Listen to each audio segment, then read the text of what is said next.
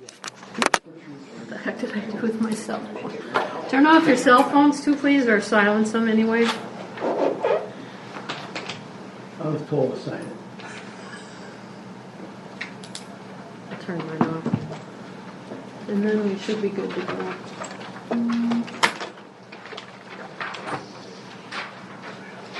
Okay, you're on? Yep, we're good. Okay. Good evening, everybody. This is a regularly scheduled meeting of the Marquette Township Board. Tonight is Tuesday, December 21st. This is our Merry Christmas show. It's a little bit later, 6:32 p.m., and we're going to say the pledge if you'll join us.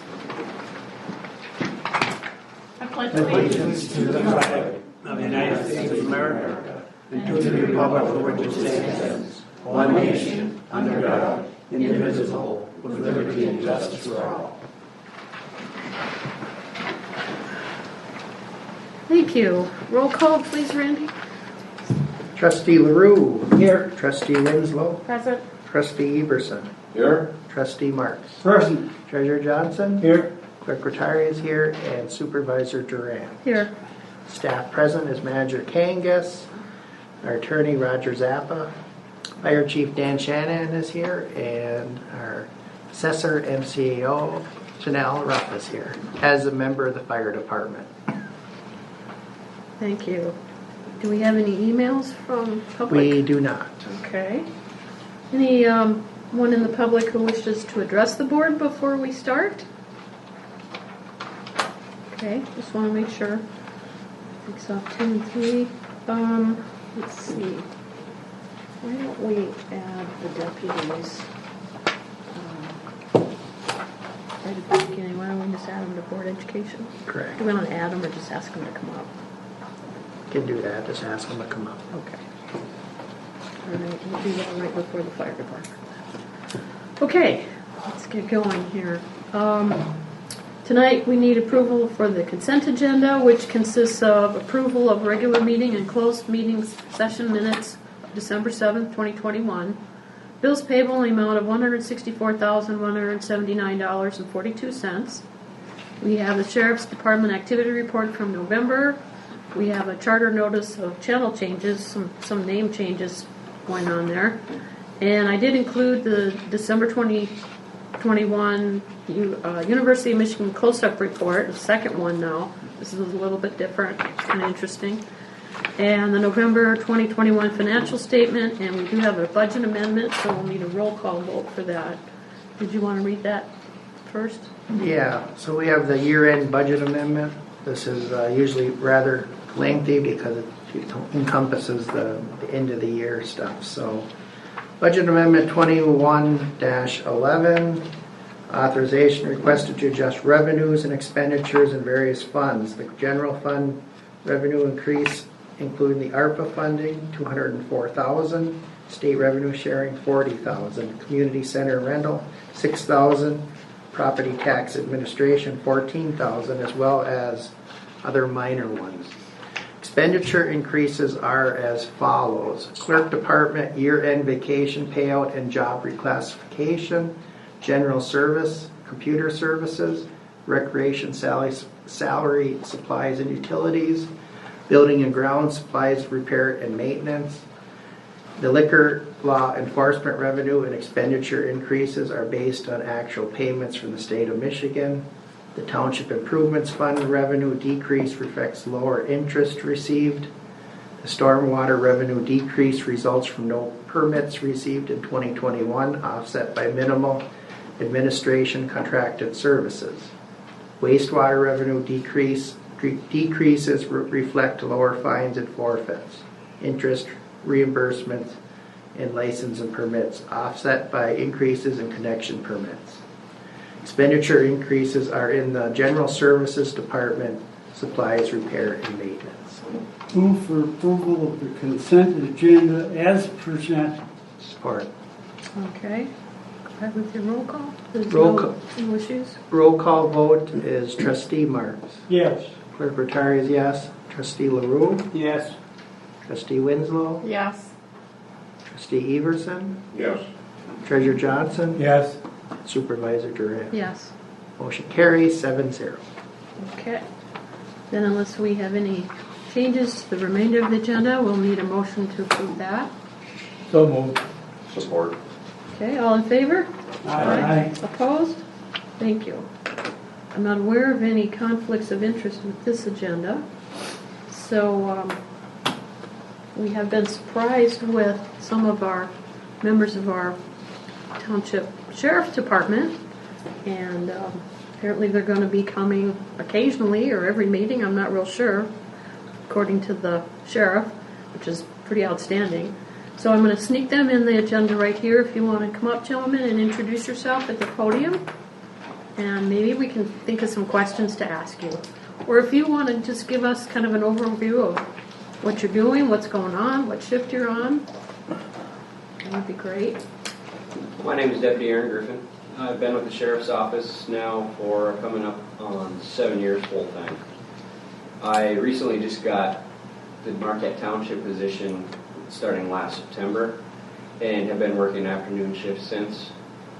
My goal with the township spot is traffic enforcement, traffic safety, OWI enforcement particularly. I have a niche for OWIs. I like to keep our roadways safe, and our township has a lot of traffic going through it, and there's a lot of confusing traffic for a lot of people with the roundabouts, all the different intersections, and plus with the weather coming, people just aren't driving as safe as they should be. So I do have a heavy emphasis on traffic enforcement and traffic safety. I plan on being here at least for the next few months. We are going to have a schedule change coming up in the near future, I'm assuming. However, you're going to be stuck with me here for at least a couple more months, I believe. And with that, I will turn it over to my partner. Hello, I'm Deputy Ryan Salo, and I was hired at the Sheriff's Department part-time in March of this year. So I'm going through the field training officer program right now. So I'm learning, how to work on the road. So Deputy Griffin right now is my training officer. So I'm riding with him for the time being. So I'll be in Marquette Township for just 2 more weeks, and then I'll be switching training officers. So I'm learning a lot from him and trying to do my best to keep the township safe while I'm at it. So. Great. But yeah, thanks for letting us be here. Yeah. Thank you. Thank you. Board have any questions, Dan? Yeah, I just have one for Deputy Griffin. Reading the Sheriff's Department report, I'd like to commend you on the effort that you are doing out on our streets. Lots of citations, lots of stops, lots of complaints answered, and I think you're just doing a great job. Thank you, sir. Appreciate that. So you're learning from a good guy then, apparently. That's right. Yep. Anything else from anybody? This is great. Anything we need to worry about or think about or Just help you? Be careful on the roads. The roads right now are super dangerous, super slick, and people are still adjusting. We're getting snow late. Tonight, since we've been on shift, we've already had, I think, 3 or 4 cars in the ditch. So just be aware. Be aware that the roads are very unsafe at this. I do have a question for you. Yes. I had a conversation with one of the township people and they weren't aware of this. It was my understanding that with the new roundabouts, that let's use an example so people can visualize it. Let's say you're coming from Target, okay, and you're going to go to Walmart through that roundabout. There's the Target roundabout. If you're going straight through and you're going to go around and go straight in, that's the direction of the roundabout. If you're going to go east, you should signal. Is that correct? You can either go straight or you can go left. But you should signal when You you're can signal, changing yes. directions, You right? can. You don't, But you don't have technically, it's to. either straight or a left. Okay. And that's what the point of the roundabout is. Sure. You have that option. Okay. So you don't have to technically use your signal. You can just keep carrying left. Okay. And the arrows on the road will show you which way they point. Mm-hmm. So just follow those arrows in the traffic signs, and they'll guide you what to do. Sure. Okay. That was the argument of signaling. Because when you come to a T, I've been told by an officer that you must signal. Yes. That's So different. that's where we were going back and forth on the roundabouts. Well, I'm going left. Should I signal? Yeah. Okay. Just don't switch lanes in the roundabout. I saw that the other day, which wasn't very good. Yes. Linda, go So I ahead. have a couple of things. We have the ability to put some educational materials on some things we send out as a township. So if you have some educational things that we should be sharing with all of our township residents, please let John Kangas know. Some things might be what you're talking about, but also there seems to be a little confusion with stopping behind school buses. I saw that on TV6 News, so any of things in those directions, since education's important. The other thing is I'm seeing people parking in front of fire hydrants. Okay. Yeah, and also we have some streets that have people parking on both sides, so I know that's legal, but it is dangerous. Someone ran in front of me tonight to cross the street on my way here. So, any kinds of things we can tell people. Sometimes people pay more attention when it comes from the police officers that actually ride their streets. So if you guys are okay signing your names, I think that might be our opportunity. Okay. You don't have to actually sign your name, but Department. It might be good. Scare Might them. be good. This is their first meeting. Let's not They're scare them. not the only ones that can go and give tickets to the people in fire hydrants either. Oh, really? Fire department can write tickets, fire lanes and, big box stores, and they do go out and write them, especially Rob.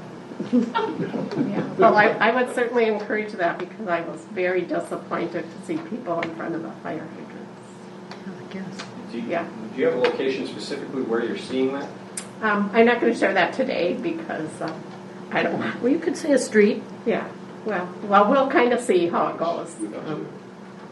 I'll let the fire department know. Sure.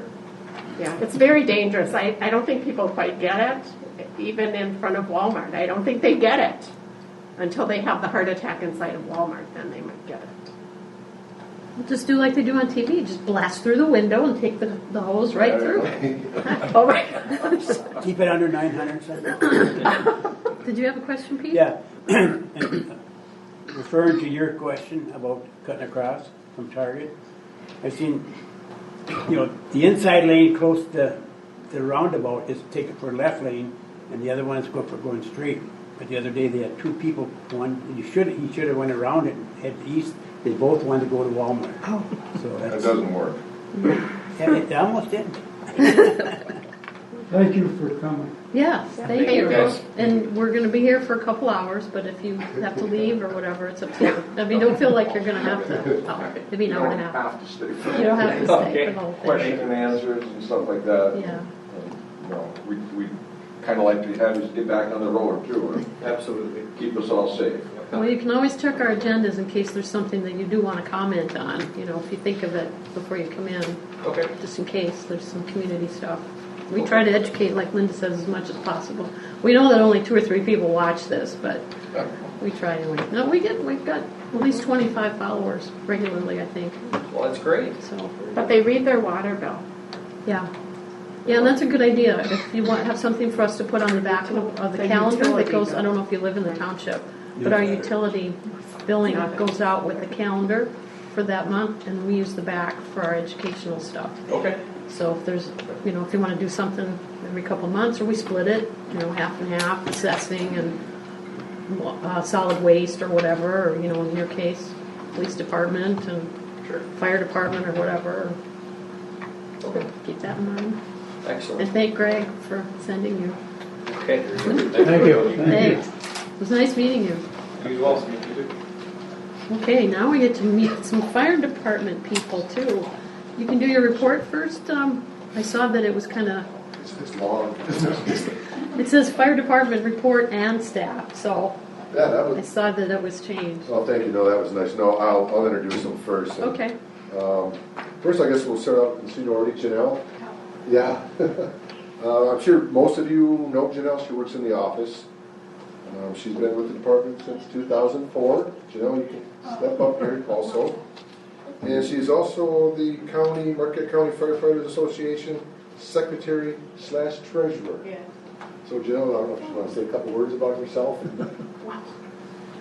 Hi, I do know all of you. So I guess 17 years I've been here with Marquette Township. on the fire department, and I've been on Chocolate for 5, so I'm here during the day, during the week when I'm at work. The rest of the time I come with the other big orange trucks. County firefighters I've been doing for 12 years. That's actually what I went to school for. But I'm also the assessor. I don't know. I see you guys all the time. You have any questions for me? Any questions for Janelle? Thank you for bringing here. Yeah, thanks for all the hats. Yeah. It's great. I enjoy it. Do you ever get mixed up which hat? No, never. Never. I know what I'm doing. Good deal. Where I am. Which hat I'm wearing. Okay, well, thanks. Thank you. Thank you guys. I'd just like to stress too how important it is to have Janelle around during the daytime for daytime numbers, just because most of our people do work during the day. So Janelle's a huge asset, and fortunately she's allowed to come over anytime on certain types of calls, not every call, but certain types of calls. She knows when to come over, and it's approved through management, so it works out real well. And very much appreciated by all of us. Second, we have Lieutenant Don Shetter. He's been with the department approximately 14 and a half years, and he's our rescue lieutenant, and he's also our med control rep for the fire department. Hi. Med control, so he's got the key to the pharmacy, is that what that is? I wish. No, I don't have the key to there. No, I've been in the department for, like Dan said, since 2007. I'm also a union carpenter in the area. Currently full-time at Northern, pursuing construction management. And other than that, I try to make as many calls as I can when the pager goes off. Great. Any questions for Don? Can you tell them what med control is? Dan? Someone? What is the actual? I'm his alternate. What is the actual Marquette Alger. Marquette Alger Medical Control. Medical Control Board. They oversee All EMS. They oversee all EMS in Alger and Marquette County. And Don attends meetings every other month. every other month. Overseas how? Do they have Everything we bylaws do. for you guys? or- All of our protocols, Okay. everything we do. Run reports. Run reports, they review those, yeah, everything we do. Anything EMS throughout any of those agencies has to be through that board, through the policies that are approved through that board. 'Cause Okay. that's what we have to adhere to. So do you have to kind of report to them? I mean, like bosses, or they just like a conduit between you and the state then? It's sort of like a conduit Yeah, too, okay. but they'll randomly go through 50 reports a month and check, make sure we're doing our reports properly. If they get a complaint or something, to make sure we're properly acting on all of our procedures, doing things, just making sure we're doing things properly. They're like a review board. There's a review board, yes. Yep. There's also a review board that reviews The this reviews- board. The reviews this board. Oh, gee. So, Didn't know it was that involved. And who's in charge of that board today? well, Dr. Milsna is Milsna? Yes, he's the head. Yep. And they make recommendations for changes in policies and practices, correct? Yes.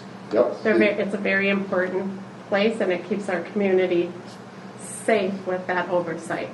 It sure does. And Dr. Mills has been great too, because the UP, sometimes we do things a little bit different than the rest of the state, as maybe some of you already know. But it's hard to get. You know, when Lansing says, no, this is how you got to do it, but we're in the UP a little more rural sometimes. And Dr. Millsden and Katrina and our medical control board's been doing an excellent job of sometimes, well, we'll try it up there for a little while first. What you're saying, you're tweaking it once in a while. Tweaking it, there you go. Yep. Good job. Yeah. Good to have healthcare safety. Good information. Thank you again. Okay. Thank you. Yeah. Thanks for coming. All right, now you're under the microscope. I'll be brief. I know it is the holidays. Before Dan goes here, I did get an email from Mike Springer. He has to be at another board meeting at 7 o'clock, so he will give us the report at the next meeting for Okay. Iron Ore Heritage Trail. So Okay. I said that's fine. I'll add it to the next agenda. So. Continue on now. Yeah, like I said, I'll be brief. I'll give it brief because we didn't make it last month. October numbers were down a little bit for the previous October. Obviously, we're down about 12 calls. So EMS versus fire calls, if you will, are pretty much staying the same. We did have which was sort of an unusual Friday. We had 2 EMS calls in Chocolate at the time, and one in Ishpeming, all at the same time on a Friday, so the 2 ambulances, and the one in Ishpeming was pretty serious. And then, obviously, no ambulances in town. We did have the structure fire in Forestville in the beginning of October. The guys did an excellent job with that. And as always, Chocolate Township and Marquette City Fire assisted at the same time. Our motor vehicles for us guys are down a little bit, with injuries, which is always good. And I think the roundabouts play a big part in that. We have been doing for meetings and trainings that we discussed earlier in the year about our ESO new software training. We've been doing quite a bit of training the last month and a half, and we will be going live January 1, and we think we're prepared for it. We should be. There's going to be some hiccups, but we feel pretty confident about it. And actually, it might be a little bit easier for us. Did you get all your data transferred then, Dan? Yes, Sort of. 99% of it, yeah. And that's been the big issue. That's why we stuck with this firm. One of the reasons we stuck with this firm was nobody would guarantee giving us the 20 years of history that we need to keep. So, and they pretty much guaranteed that we will be able to transfer everything. And everything's 99% there. And the few things that aren't there, it's not critical that it gets done right now. Good. So, November briefly. What did we have? There was nothing really exciting. Mutual aid with the other departments. We ran 6 times. Again, structure fire. We were out in Chocolate for structure fire during the daytime. We did have one at 300 Whetstone. It was more just of a stove fire. Motor vehicle accidents, just one again with injuries. We do have 2 firefighters that will be attending the firefighter class this year. And you've met one of them, Kelsey Hookey, then Trevor Koski is the other one. And that class will be held at Chocolate this year. ESO software we talked about. We did receive Lowe's called us up and offered us $1,000 at their cost for tools and supplies and stuff like that. It's very nice of them. So we went up there and got a lot of flashlights, helmet lights, and some tools, which was nice. I don't believe I told you that, I might have in an email. This manager and supervisor might be aware that we did receive a HRSA grant for $7,100, and we're talking about buying new coveralls with that possibly. It has to be used for medical. Our AFG grant is completed. That would be Captain Gregory's. That was completed just recently. And I guess the big thing in October, which I might have missed over, which is very time consuming, was our EMS medical license, which Assistant Chief Cochran handles. And that was completed, and we passed our inspection, which is huge and very time consuming. And also, I guess in November, we also assisted getting Santa Claus to the mall, which was looked like a good time. A lot of people were there. Does anybody have any questions about anything? Be brief. I have a couple. You talked about structure fire in Forestville. Yes. Well, yes. Well, Forestville Basin Trail. What about water down there? We were fairly fortunate, and we've pre-planned out there. We were fairly fortunate, and like I said, Chocolate comes with tankers also. We have a tanker, and it was fairly fortunate that the homeowner was home, so we didn't need an overabundance of water. But our next would be the hydrant there in Huron Woods. Would be our closest one, and we get a tanker shuttle going, which we do in the non-hydrant district. The other question I have, you were talking a meeting or two ago about water on 550. You're looking at trying to figure out what we're going to do on that end of it. Yeah, that'll be something that'll be done after the first of the year. I'll be getting with Pete Glover. He's the DNR officer for this area. and he's gonna work with us and me in a grant. And we don't have anything in writing yet. Actually, I was talking with Lenny about that today too, because he was curious what we were thinking. But I'm waiting to see how the DNR would let us either cistern a little river, or if we're gonna have to put a tank in, and I don't have that answer yet. We will sometime within the next 2 months, I hope. Then we'll apply for a grant. That's all I have. Yeah. Okay. I see your membership's at 30. That's pretty good. Yeah, Is that yeah. like where you're going to be? You've been up to 32, I think, or Yeah. I think you yeah. need a couple We're more. right in that area. We're at 30 or 31. I think I had a misprint on there. I think we're 31. Oh, okay. Yeah, I think I hit 3-0 this time instead of 3-1. Okay. But we're staying pretty consistent. Always looking, you know, for people. If anybody's ever interested, you know, stop in. We'll show you around. And it's going pretty well. Good. And then you had, you're giving out smoke and carbon detectors? Yes, Is we that do right? that every month. Not a lot of people come in. So people can just call you, right? They can just call or stop in. They do have some paperwork, a little bit of paperwork to fill out, because we do get these through grants, sometimes through the state of Michigan. Mhm. So we have to Justify it? we have to contract here, which justify every one that we do give out. Okay, so for the public, that's important to know. Oh, definitely, yep. Yeah, Stop feel free. in or call us. Yep. We'll set something up. And then car accidents I wrote down, so you did cover those a little bit. Yeah, they're which is very Taking good. a I think lot the of roundabouts have helped a lot, and I'm sure the officers and the deputies will tell you the same. You know, they've helped a lot. And same thing. Definitely. You know, They slow people down. slow people, yeah. They slow down with that first one. You know? Yeah.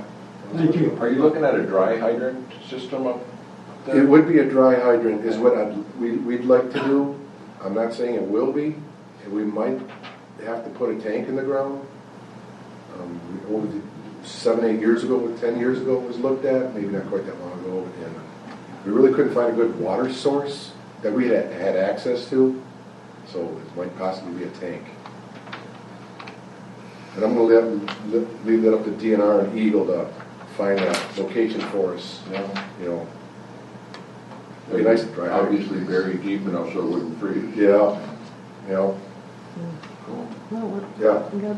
Smith's got So I need to some figure tips that there. one out. It will be. It'll be interesting. I know it's been talked about for years, you know, too. Yeah, when I first got on the board, It's been talked Yeah. about. Just a hard. 15 years. It is. Okay, anything else, Pete? Dan, how big of a tank is that? If we did put one in, well, Chocolate and Jenna, maybe you can help with this. Yours is 30,000 gallons. Yep. And I think I would like to go that size. If the cost is prohibitive, you know, we could always make it a little smaller. Because we do have a good mutual aid agreement with, you know, Powell, Chocolate, Nagani Township. You know, Scandy and Sands would come if we need them. So we're in pretty good shape. But that initial would be nice to have, instead of running all the way back to the city, if we're up Eagles Nest Road. How fast would you drain that out?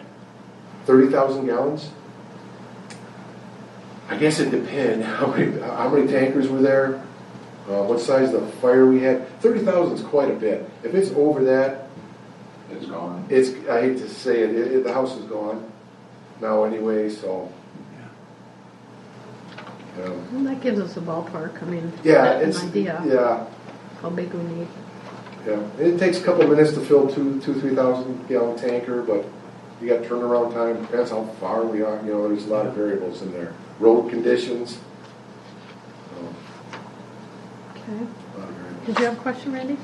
Just a comment, I ran into an employee of the hospital that runs their ambulance service, and they really commended our department and our service, and how we kind of even back each other up sometimes.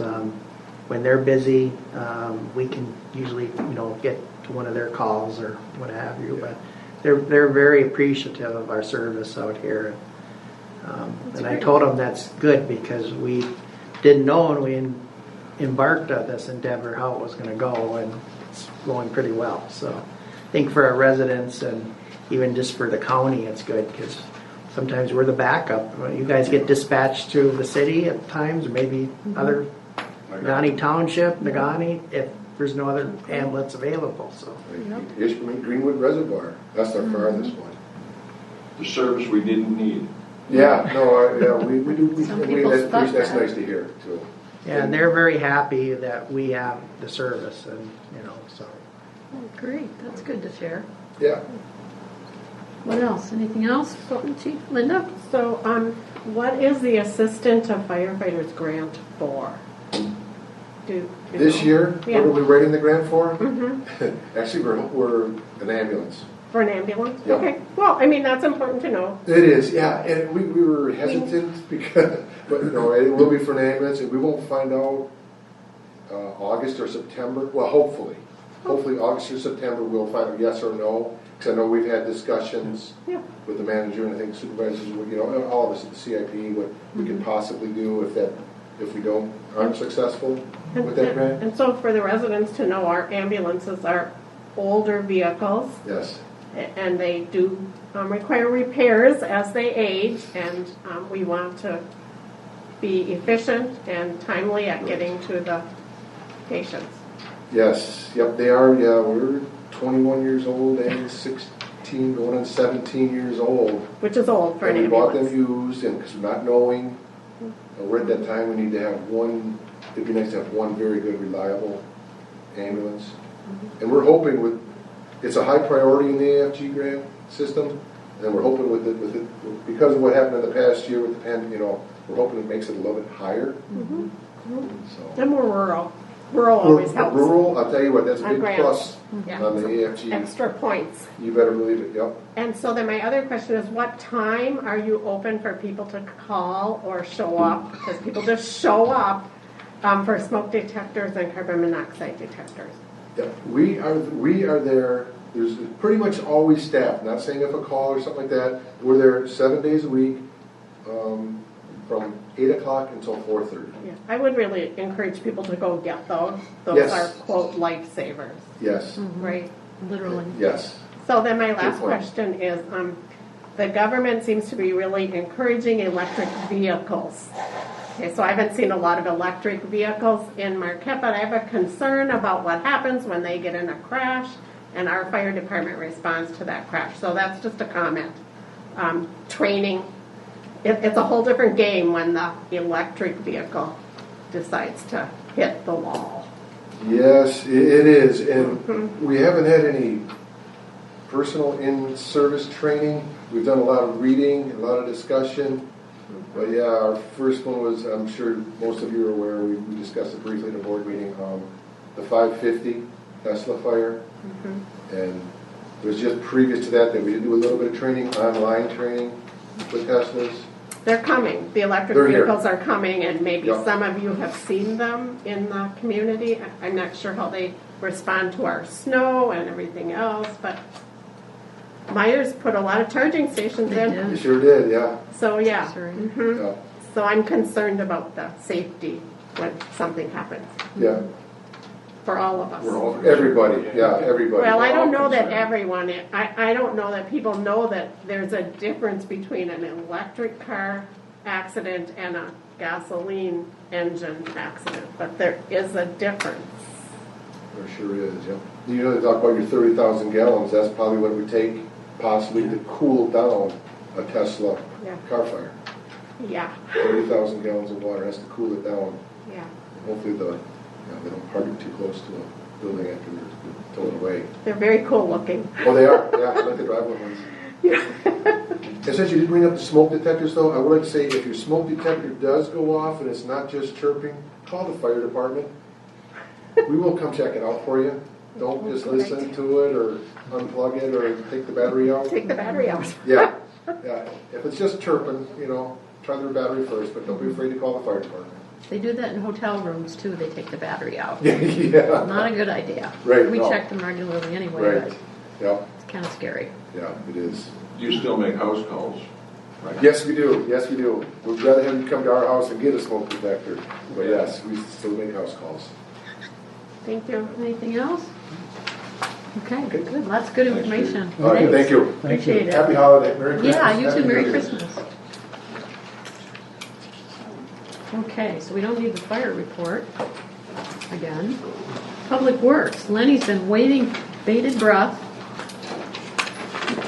Hello, everyone. Good Okay, real quick here, for the solid waste, the first Wednesday drop-off is now done for the winter, and we'll be reopening again in April. And we have been working on the new guidelines, so hopefully we'll get those in place to start right again when we start with April 2022. The glass recycling is still available out there, so they still do have a dumpster for glass. I believe it's right next to the building, so we still have that. And of course, if people still need to get rid of refuse, they do take it. They just charge per pound for the winter time here. Wastewater, we've had our routine grinder pump failures and replacements, so we've been kind of working on that. Been trying to repair them as they come in. One thing that we do have to start kind of thinking about, and this actually goes for the water side with meters too, we're thinking in terms of 4 months to 6 months, almost a year ahead of time now, anticipating when we might need stuff. So right now, if we want to get a new grinder pump, like a brand new one in Extreme, lead time is about 4 months out, and it's getting worse. So we kind of try to figure out what we might have coming in the future, and we're kind of placing our orders now so we get this stuff in time. And that's going to be the same with water meters as well, for the components in the heads. Some of that stuff could actually be out to a year. So we're just kind of thinking what we might need and placing those orders now. Manhole inspection is ongoing. You might see our guys up and down on the highway kind of check the manholes, making sure that there's no grease, no blockages. They did that last week just because of the construction that went on. They found some minor blacktop and stuff in the manholes, but nothing really bad. They were able to clean them out pretty fast and get everything working again. Manager Kangas and myself, we attended a wastewater conference at Lakeview Arena last week, or I think it was last week or a week before. I got my weeks messed up. Some of the topics of specific interest to us were regulatory updates, kind of Eagle's anticipation of what some of the new regulations are going to be coming down the pipe at us. One big one they talked about was a potential collection system certification that we might have to have. So that's still kind of ongoing. They're still working with that downstate. Might take a little time to get up here, but it might be something that we have to think about with some of our service workers and stuff, getting them certified for the collection system. Another big discussion there was financing mechanisms for projects. There's a lot of money awash out there, so it's just they were talking about different types of mechanisms that we could get money for, everything from retrofitting our lift stations to, other aspects of our system. And there was also a session on asset management, which that would have been of interest to us. On the water side, we had commissioned a reliability study here a couple months ago. That is complete. We're waiting to get the copy ourselves so we can send it out to Eagle. That was one of their main things with their sanitary survey, that they wanted us to update the reliability plan, and it's done. We just got to get it sent to us and review it and send it off. We're currently in the process of upgrading our security system at the well field. The last time some of the cameras were put in was a long time ago, so we're updating those, getting new cameras in, new DVRs, new systems tied into the internet.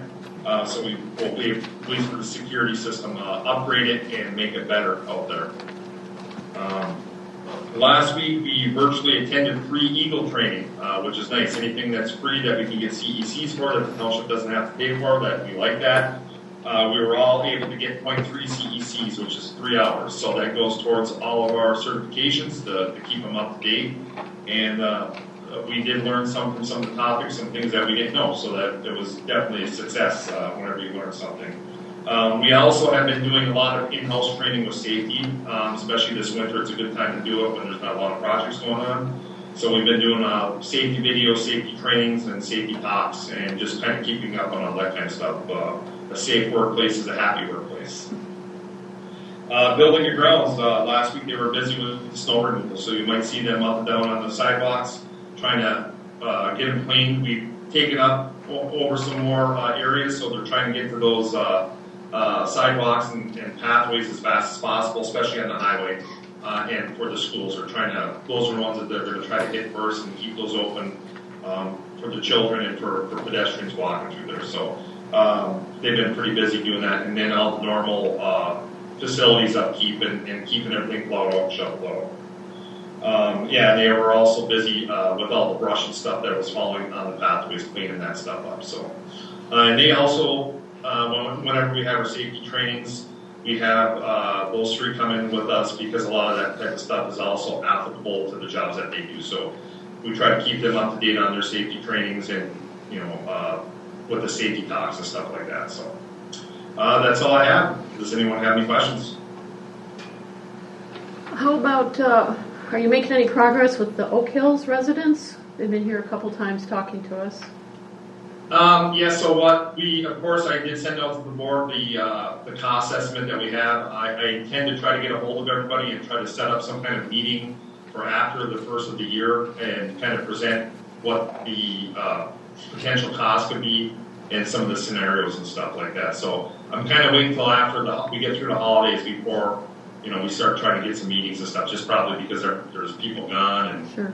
A lot of things going on. So hopefully right after the first year, I'm going to get cracking on that first week, and we'll get some stuff set up so we can have some meetings. Okay. Dan? When you do reinstate that trash out at the transfer station there, will that still be on the first Wednesday of each month in April? Yeah. Yes. Okay. Yeah. Thank you. So some of the scenarios that we're talking about, the new guidelines would be like limiting loads, amount of times, just so we can try to keep that usage down so it doesn't really get overwhelming for our budget. Thank you. Good. What else? Anything else for Lenny? Any word on, I know the weather's been warm, Lenny, but any word when the ice rink will be open? Yes, we were talking about that. We're going to try to get back on that probably next week to start working on it again. I believe they were there the other day trying to get clear the snow out, and then, we had that warm weather last week, and that kind of put a halt in making ice, and then I believe we have a relatively warm day or two coming up next week, and then after that we're going to really get hammering on it and try to get some ice made. Very good, thank you. Yep. Anything else? Okay. Thanks, Lenny. Appreciate you. Okay, thank you. Merry Christmas. Yeah, Merry Christmas. Merry Christmas. Okay, next up's our attorney report. Mr. Roger? Well, the good news is there were no legal crises since I reported to you last. A lot of activity, however, on the more routine things.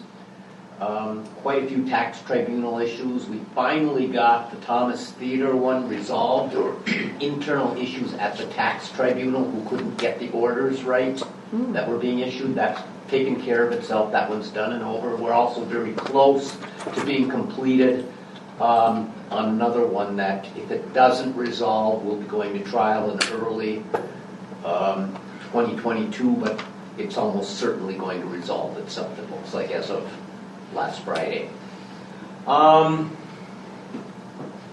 We have some questions on some historical stormwater management plans and easements that we had to delve into a little bit just to see what the status of them were for water sewer department, but they actually were all in place. We just had to do a little bit of digging to find what we were looking for on those. Been monitoring the progress with an ongoing property maintenance code violation out on Lake Enchantment Road, and there will be an informal hearing on that coming up in the single digits of January. I can't remember the exact date. There has been a fair amount of progress on the cleanup of that, but it's far from where it needs to be yet. Taking a look at the employment agreement that's on your agenda later tonight, and made a few revisions or recommendations for that. And there have been ongoing issues with the resolution you had for vacating the short stretch of alley. And it's a little bit unclear just where that's headed right now, not having to do anything with Marquette Township, but rather with the Marquette County Road Commission status of that. And finally, we looked at a potential insurance claim for relating to damage to a truck that is alleged, but which the township almost certainly has no responsibility for. And I'm probably missing something, but that's some of the highlights of what came up and crossed my desk since my last report. Okay. Randy? Roger, I can't remember, when is that county hearing for that abandonment, or did it already go by? It was last night, but I Yeah, didn't last night. hear what happened. Okay. Oh, it was on TV6. Yeah. What happened? As I said, They discussed it and they referred it going to circuit court to get a Opinion. plat amendment, plan amendment. that's not a surprise. My question is in their actions, are we gonna have to do anything else, or are we done? Other than, if it does go through, I guess I have to record that deed at the Register of Deeds, but. Well, it wasn't a deed, it was a certified copy of the resolution, and then we would also have to record that with the downstate in Lansing. But our resolution was contingent upon the road commission action. So if the road commission, A, requires a plat, or B, the credit union decides that they don't want to go through that procedure and they abandon the project, no, there's nothing further for the township to do. We would just hold on to that resolution as part of our permanent records, but it would not get filed because it's of no force or effect unless or until the road commission takes its action. So does this just apply to the credit union then, or if the property were to sell, does it start all over if the whole process wants to go again, or can we use this again? It can be used again. It's not specific to a property owner. Okay. It's specific to an alley that has never been utilized as an alley. Okay. Well, I just need to know what happens, because otherwise we gotta record that resolution. I don't wanna be the hang up on the thing if it went through. We could blame you then. Yeah, don't blame me. I got enough to do. I felt that the television coverage was sharing information by, who is the person that is in charge of the road commission? Jim Mawaki. Yeah, he seemed to think that it would settle quickly. Is that what you heard, Yeah, Ernie? real quick. He figured it'd Within be the real quick. week, he said. So if you want to listen to the TV6 report, it's there, I'm thinking. What they say and what happens are going to be two different things. Right, that's kind of what I thought. But they did tell the public that. And Yes. so people need to be careful what they tell the public and then not follow through. But we've had lots of that going on. Okay, so anyways, it was on TV6. Anything else for Roger? Okay, thank you.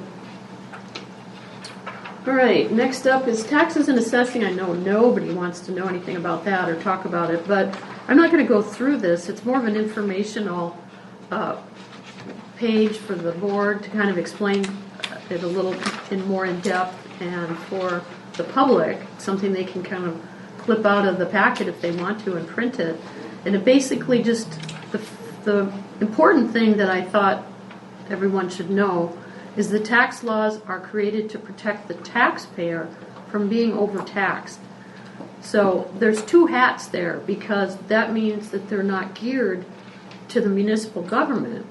So while we have to wear those two hats, we have to protect our public, we also have to figure out how to manage the finances. That's what the term trustee means. We're the fiduciary trustees of the public's finances and their money. I mean, so that's important. That was the main thing on the page. That's why I put it first. And then I just explained the taxable value. And the Headley Amendment gets referred to a lot in public meetings, and it's kind of confusing, and it ties into rollbacks and Proposal A. So this kind of gives you an idea. If you have, a $300,000 home, and I did add the subsequent sheet too. So if you have a $300,000 home, you're going to look at the taxable value of $150,000. So if there's something on the ballot that you're debating whether to support in your vote, this kind of gives you an idea of what it's going to cost you if you want to support. I'm trying to think of what our millage is now. We have fire, we have recreation, Library. for the township, yes, library, senior services, 911, roads, the library. Not all of those are ours, but at least this gives you an idea. So if there's a .2, like the Heritage Trail, I think is .6 or .1 or something. It's real small, or 0.6. So if you have a $300,000 home, it's going to cost you roughly $30 a year to support that item that would be on the ballot. So I thought this was good information to give people because they're going to be paying taxes pretty soon. And again, if your taxes are escrowed in your mortgage, you're not going to see the breakdown of what those taxes entail. Call the township. We can get you a copy of that. Your bank can get you a copy. Your creditor for whoever's holding your mortgage can get you a copy. But it's important for you to understand when you go to the ballot what you're supporting. I don't care what you support, but that it's your responsibility to know what you're supporting.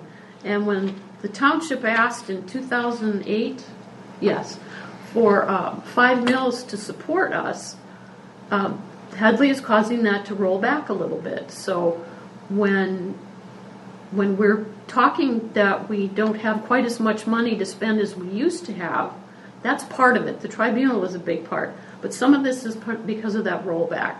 So those are the generalities I just kind of wanted to throw at you. And again, maybe use this for your, keep a copy of it so you can speak intelligently at cocktail parties or something. But at least when millages are coming up, that I think it's real important for you to understand. Any questions? I don't know if I can answer them. Randy? Just a comment going back to Mr. Springer and the Iron Ore Heritage Trail.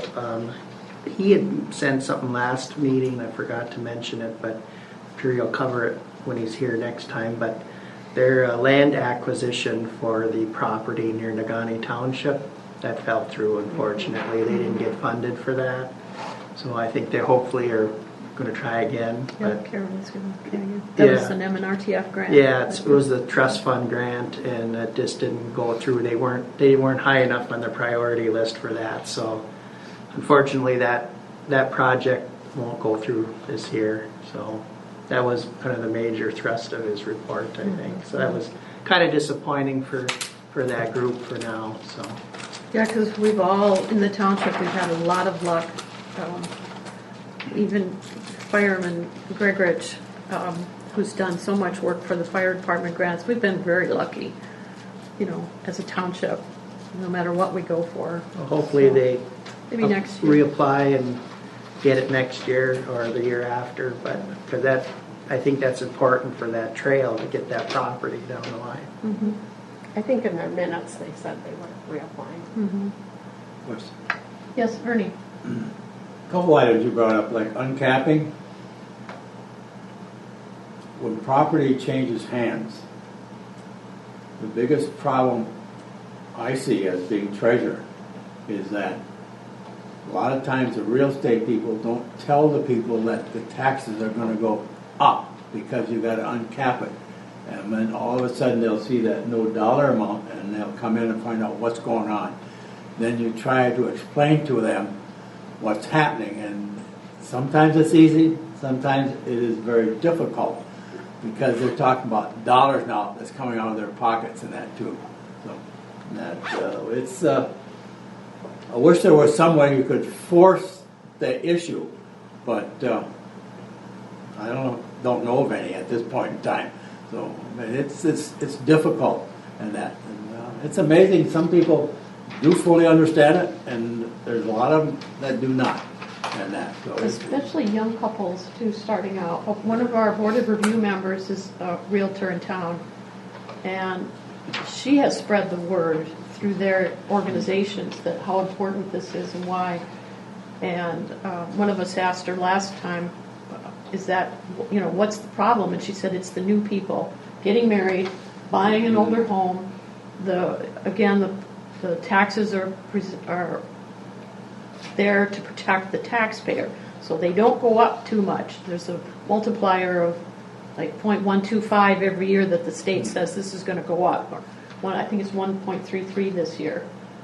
So your taxes do go up on your property, but once you sell it, that's a different story. yes. Then it starts all over from like what it's worth now, and that's called the uncapping. And that can be a shock if the realtor doesn't. Especially if, mention like that. my home, I've been there for 50 years, and I sell it, all of a sudden, it's gonna be a great big jump in that, whoever purchases in that. You know. It's things like this. Just a couple, 3 years, it's not gonna make much difference, but someone has been in that property for many, many, many years, all of a sudden, they get that new tax bill, and all of a sudden, they don't know what to do about it and that too, so. Yeah, it's a good point. I'm glad you brought that up. Dan? I just want to make a comment to you. You mentioned about Captain Gregorich and being lucky with the grants, and that is part of it, and he also does write a very good grant. And that's important to know that, I mean, when you're writing these grants is how to do it. So he does a nice job with it. And I did refer to him as fireman because I didn't know his rank and I didn't want him to speak. So that's why I said fireman. I think the other thing is people who do not get their tax bills. We've emphasized to call the office like you did to get their copy because a lot of them, it's an escrow, it's paid, I don't care about it or anything else in that. But then when a question comes up, they have no background, no idea when you ask them about that. And it's very easy to do. You call the office and they'll print out a copy and send it to you. Yep. And that. Actually, I think most mortgage companies or banks you can tell them you want a copy of it every year and they'll just send it to you. The ones I've been familiar with anyway. There's a lot of them that don't. Yeah, could be. Anything else on that?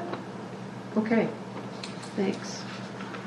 Community linkage, anybody have anything that they want to share from the public?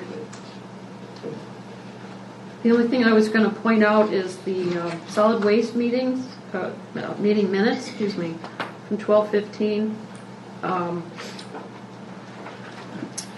They're in here somewhere. No, I didn't write down what I was going to point out. There's multiple different things on there. I didn't speak this time, but they did cover quite a bit. They bought some equipment. It's not important. But there were quite a few. They did have another accident of somebody getting poked. It wasn't with a needle. If you remember last meeting I mentioned that someone did get poked. And one of the commissioners said, can they just wear thicker gloves? And he said, well, that's possible, but you have to be able to manipulate things. Because you might remember that band that I showed you in the last meeting with all the stuff going down. So they have to pick and choose. It's kind of like on I Love Lucy with the candy, if you ever saw that one. Gosh, I'm dating myself.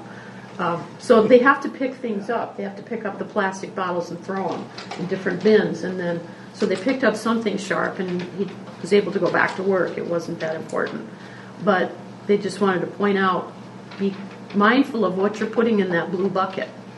That's one of the most important things. And don't put crazy stuff in there that's not recyclable. The website tells you exactly what you can recycle. So Lynn, on the solid waste minutes, did you note something about a refund to the township? Yes. There's something to talk Oh, about. wait a minute. I did. Thank you. I was thinking I had them on my notes. I thought that was kind of a fun thing. Yep, and I highlighted them. I must have missed that. Normally I don't do that. You I missed usually that? just write them I down. missed that. I wasn't quite sure they were telling us we're getting a refund, but maybe they are. They said, Brad said that they're going to discuss it next year. Well, it does say how much they're going to discuss. No. Didn't it have an amount? No. No, I know for a fact they're not going to put that out yet. No. Oh, there is sure something not. in that minutes about an amount of money. But they're not saying how much the refund is. Oh, Yeah. So well, we'll just keep pressuring them. Yeah, I'm glad you said something. The first thing that they did ask, the director asked the chair asked if they would be willing to raise the per diem.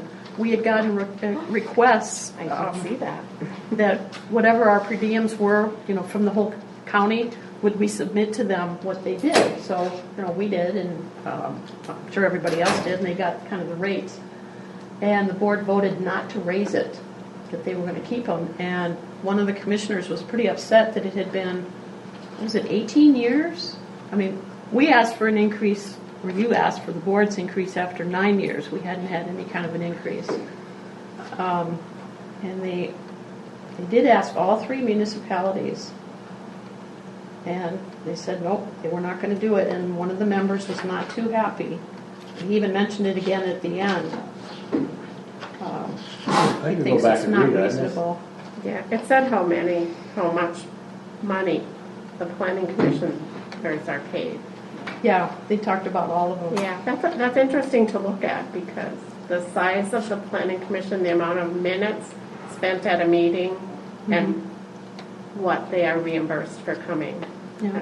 We need to take a look at that too. Because their commissioners get paid mileage to go to the meetings too. Right. It's only once a month, but.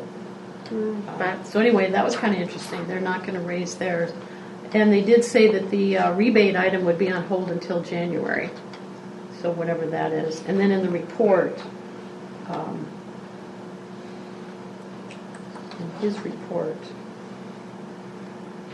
no, he didn't say specifically. They just he put it off. He just didn't want to talk about it until he had a good answer. And then the employee getting poked. Inbound recycling, we had a little bit of a discussion on that the last few meetings, and they've taken in 7,800 tons to date. So, 15,000 pounds, that's pretty good. Commodity markets are still good. Mixed papers and plastics are about the same. So when you throw your newspapers and your junk mail and your plastic bottles in, they are going somewhere.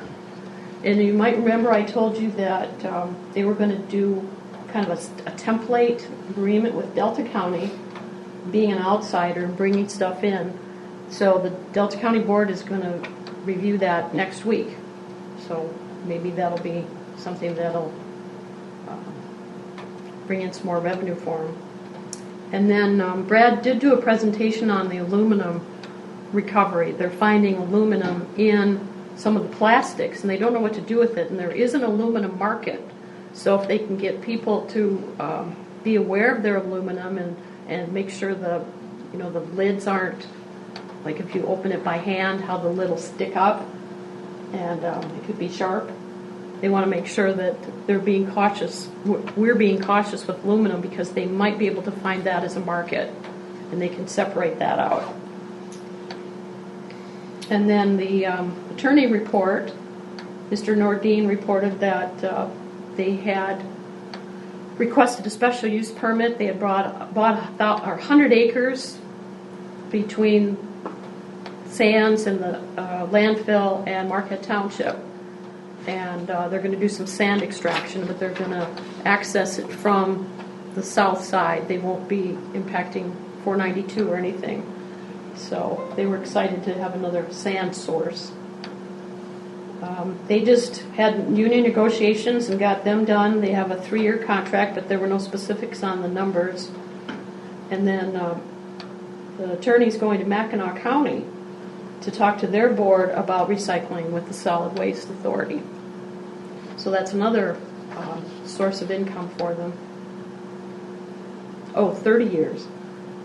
Commissioner voiced his displeasure on the board members not obtaining raises in over 30 years. So there.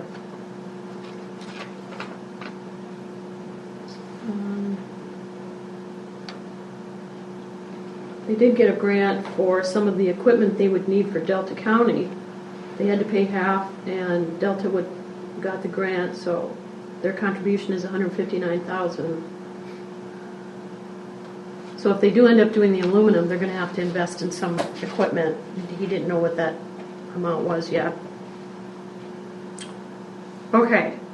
Onward to consider resolution to adopt the 80-20 employee health care cost option. So we do have, and I've got to go forward again. We do have a resolution in here. John, do you want to talk about this? Sure. This is an annual. It's an annual thing. It is required according to Public Act 152 of 2011. You need to choose one of 3 options: the Section 3 hard cap option, Section 4 80-20 option, or Section 8 exemption option. This resolution is a template that came from, I believe, Department of Treasury. And I don't know that I had our legal counsel review it, but it was straight from the template customized for Marquette Township. We have historically chosen the 80-20 option, and we have agreed to that option with one of the two bargaining units. I guess the only caution I would have is we don't have a tentative agreement yet with the second bargaining unit, so if you do choose to adopt this, be aware that you are adopting it for all employees. So you have to understand that that's part of the decision you'd be making by adopting this resolution tonight. John? I move that the board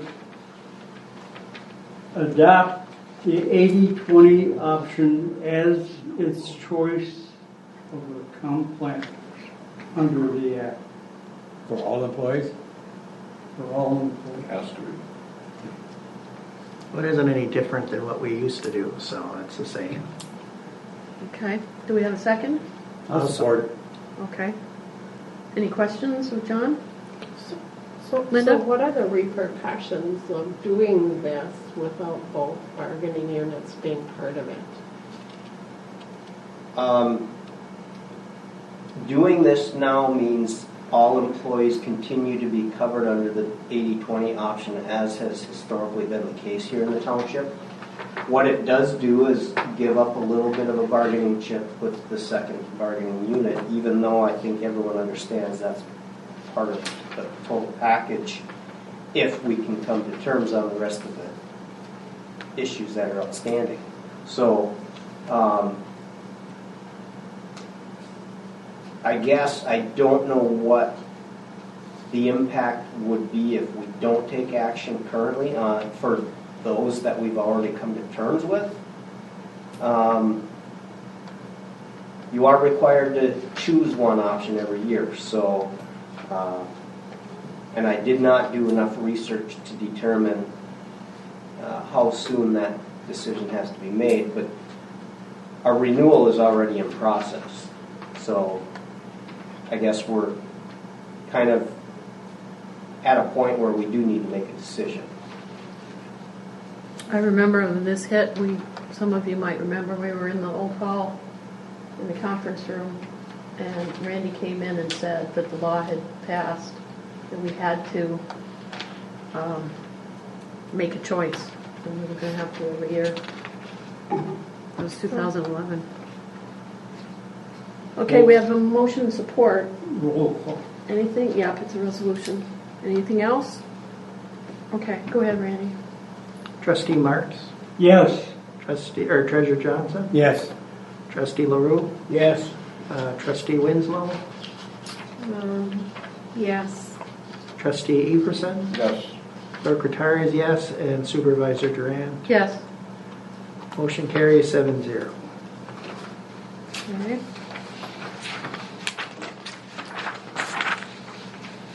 Next up is to consider letter of understanding with Professional Administrative Employees Association. You want to take that too, John? Yeah, so the next item on the agenda can't really be considered without first coming to terms with the fact that we're about to discuss an individual employment agreement with an employee who currently is represented by the Professional and Administrative Association here at the township. I believe they intend to sign this letter of understanding if the township board agrees to it. Basically what it says is if we come to terms on the employment agreement with our assessor, it would be a personal employment agreement. The position, if it ever returns to full-time status here at the township, it would return to a professional administrative association position again. So it would return right to its existing bargaining unit if it becomes a full-time position here at the township. Randy? I'll move to approve the letter of understanding subject to the attorney review and authorize the supervisor and clerk to sign. Support. Motion and support. Any comments or questions? Linda? So, are you saying that this particular position will only be one it won't be both positions together? I thought we already separated those positions. No, this is something different. No. Yeah, so help me. The current job description as a full-time position for our assessor also includes assistant treasurer duties. It had previously been deputy treasurer, but the treasurer has now appointed a separate deputy, and the job description was revised to take the deputy out of the full-time employee job description and change it to assistant. And the treasurer is currently working with his deputy to determine if the remainder of those assistant treasurer duties can be assumed that way. And if they can, we've got a plan in place to bring to you in January for adjusting the compensation of those duties. So they would be then, we would have to rewrite The job description would Yeah. simply eliminate one section of it. right, so it would have to be rewritten Yep. or whatever. It's the top half of page 2, I remember distinctly. Okay. I mean, I think this is a big deal, okay. So this applies to the job and the union, how the position. Yeah, I get that. I still Okay. think that the whole thing is a big deal, and I'll talk about that when we get to the next step. Sure. Okay. Any other questions? I'll request a roll call vote on this one. Okay. too. Yeah, I did ask Roger if it was required or not. Couldn't find anything online. But any other questions? Okay, go ahead. So roll call vote is clerk retires, yes. Trustee Marks. Yes. Trustee LaRue. Yes. Trustee Winslow. Yes. Trustee Everson. Yes. Treasurer Johnson. Yes. And Supervisor Durant. Yes. Motion carries 7-0. Okay. Next up ties into this, consider personal employment agreement. And this is for the assessing position. John?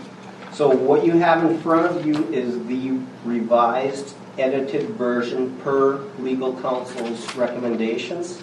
I think some of them are also legal requirements that we didn't quite have right in the draft that's in your packet. We had negotiated the compensation package with the assessor after significant discussion internally, significant analysis of what other municipalities are paying, what the market rate is, compared it to other assessing contracts per parcel. And I think that our starting rate, just under $24 per parcel, is right in the market range for the diversity of our parcels. We would be paying $5,000 less in the first year than Grand Lake Township will be paying next year.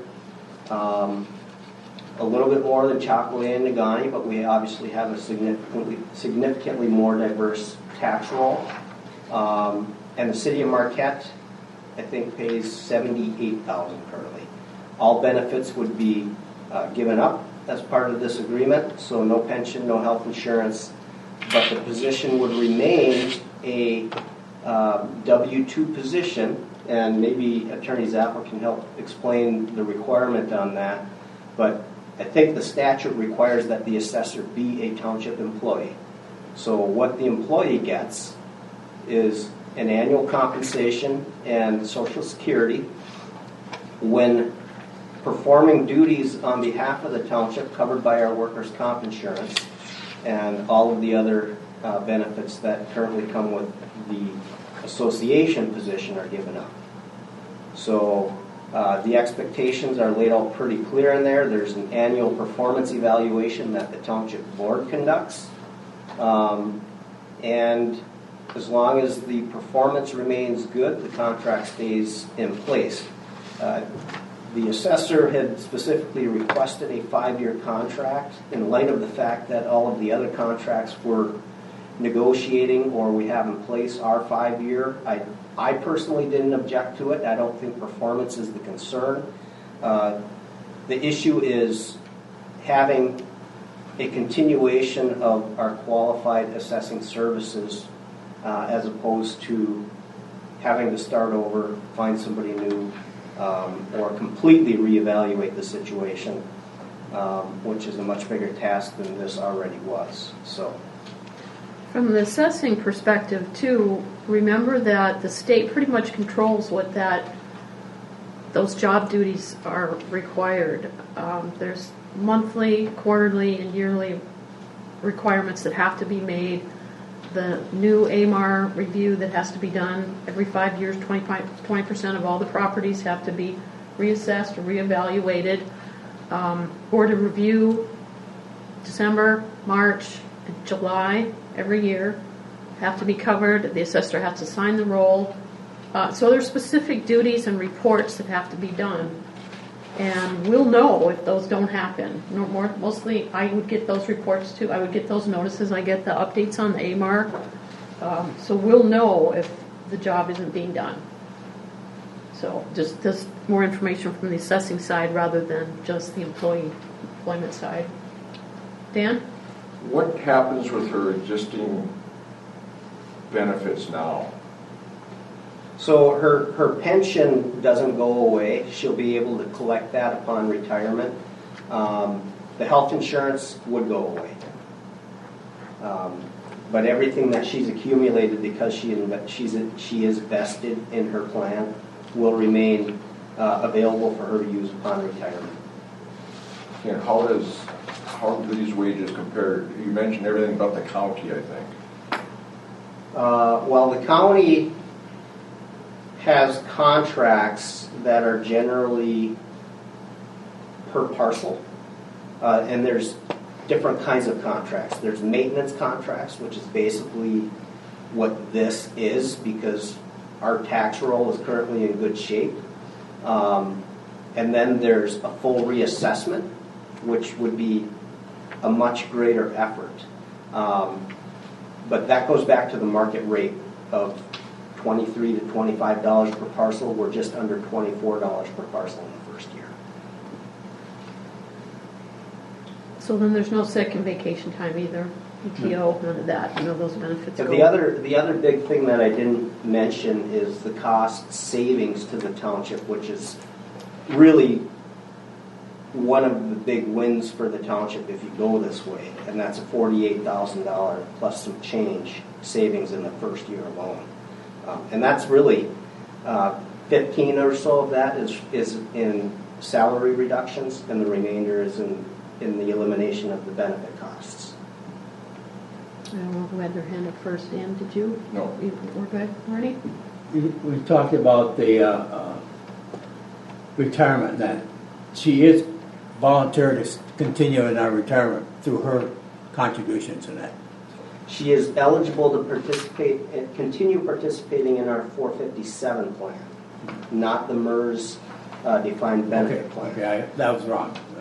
So the 457 plan is completely voluntary and solely at the employee's expense. Just like my participation in the plan is whatever I want contributed comes out of my paycheck. Linda? So this is a 5-year agreement? That's Or a what 3-year? it's proposed as a 5-year agreement. Because it says under term item number 6, it will remain in effect for 5 years, provide 5 benchmarks are met, blah, blah, blah, anyways. But it can be terminated by either party upon 30 days written notice of an intent to terminate. So there's no buyout if we terminate early? No. Not as written. Now, if the township does terminate early, you probably want to have a good reason to do it, because performance is not what we believe would be an issue. Right, but sometimes it has not been to this point. Yeah, sometimes there is no good reason. They can terminate at will. Well, this is an at-will position. Yeah. So then my second question is, this particular position supervises another person. What happens to that supervisor responsibility? It goes to someone else? it's still in there. No. So she would supervise and not be on site? Correct. So why would we still have her supervising? Because the assessing functions need to be under the authority of the assessor of record. Now, that's not to say that from an HR perspective, and there's two parts to this. The HR perspective will remain in-house. That will remain my responsibility, although assessing falls under the supervisor as well. And that's very clear in here that the, let's just call it contract employee, even though technically that's probably not the exact terminology. The contract employee would be responsible for the tax roll, for the AMR review, ensuring that the average 20% reappraisals, inspections occur every year, and that's all itemized in here. The assessor that remains on staff will be here to perform the day-to-day functions. Specifically, the majority of what she's doing is updating those field cards anyway, and that does not require a lot of daily supervision.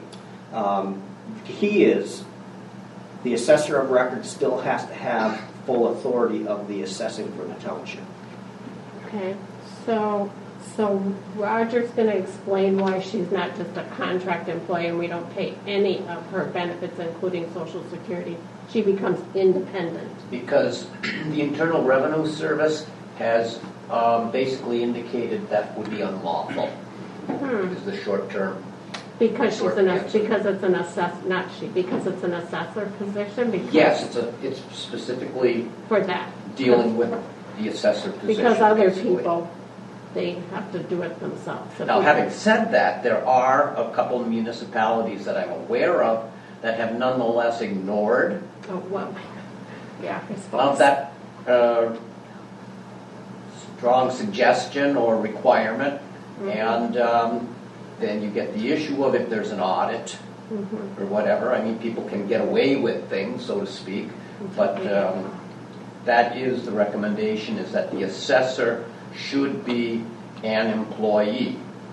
Doesn't mean that the employee has to get all of those benefits. That's why you would want to have a separate contract if you're not going to pay the usual benefits and so forth, because otherwise it would run contrary to your personnel policy, for example, that goes and lists all of the specific benefits and a lot of other things that would apply, that when you have a specific written contract as this, that it takes it out of that realm. That's why there's the language that you'll note somewhere towards the end that says essentially that the personnel policy should be, the employee will be governed by the personnel policy unless specifically exempted by this one, and if there's a conflict between the contract and the policy, then the contract will supersede.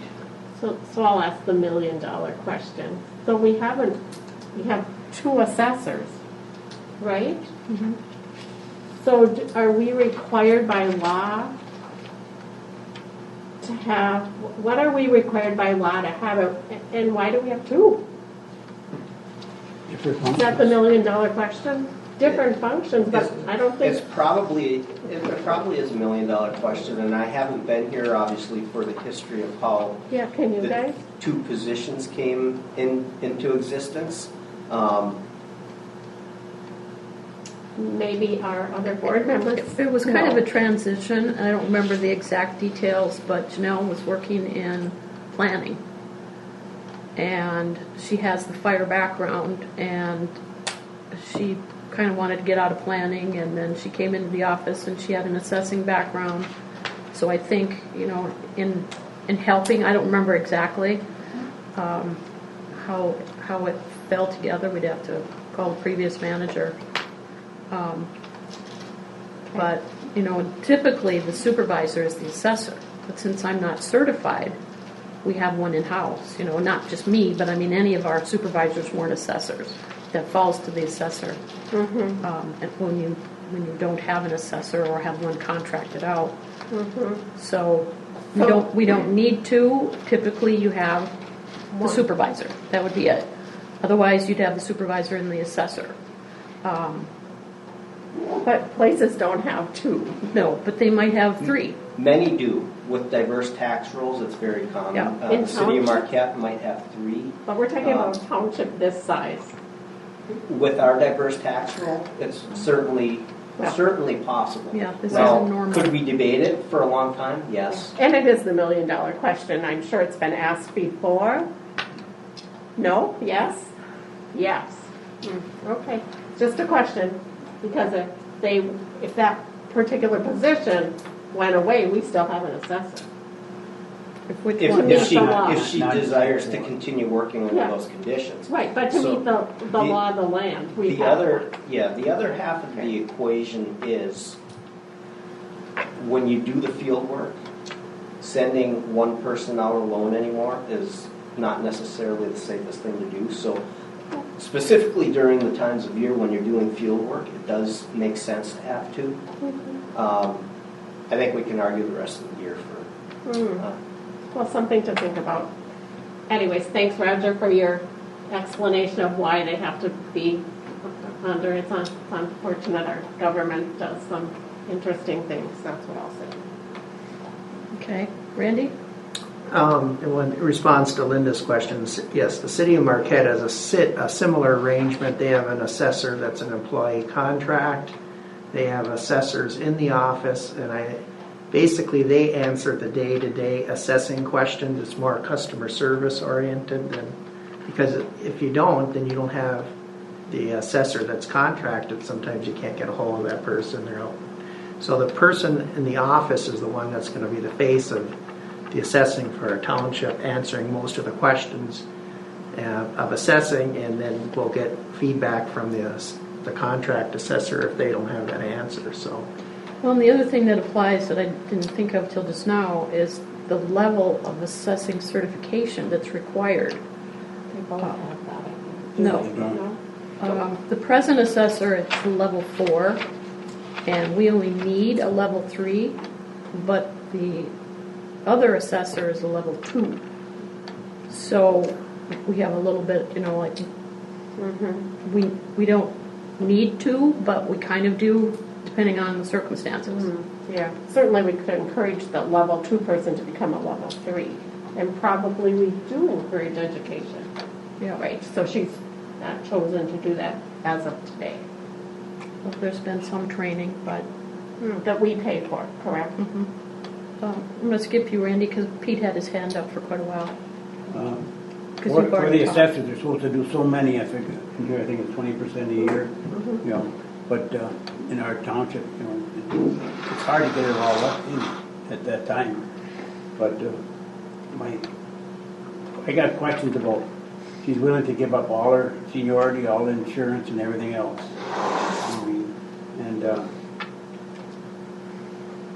I just, the 5 years bothers me a little bit, but because it's the first time that we're going to do this.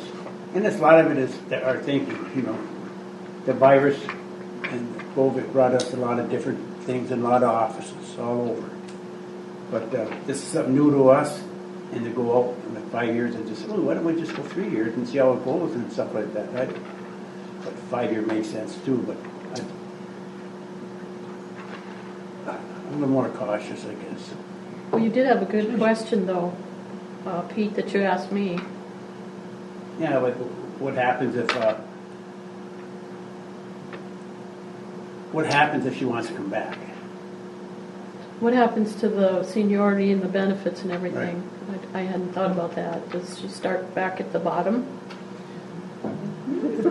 We're probably a long ways away from that happening. But I didn't have an considering answer. We haven't even come to terms on this agreement. But there's nothing in here either that says. Correct. So I didn't have an answer. I said, go ahead and ask. Maybe Roger knows.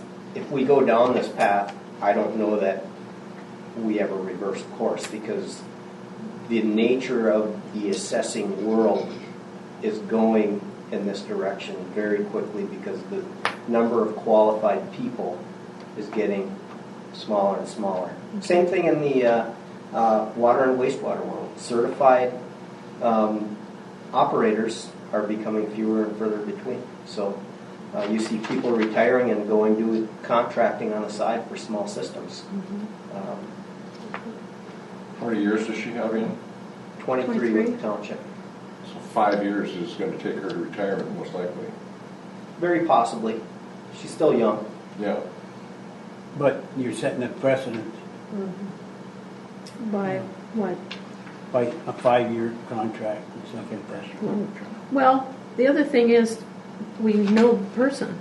We know the work, and who knows us, and, you know, if it was somebody brand new, maybe 2 or 3 years, it would make kind of sense to kind of feel them out and see if it would work, but.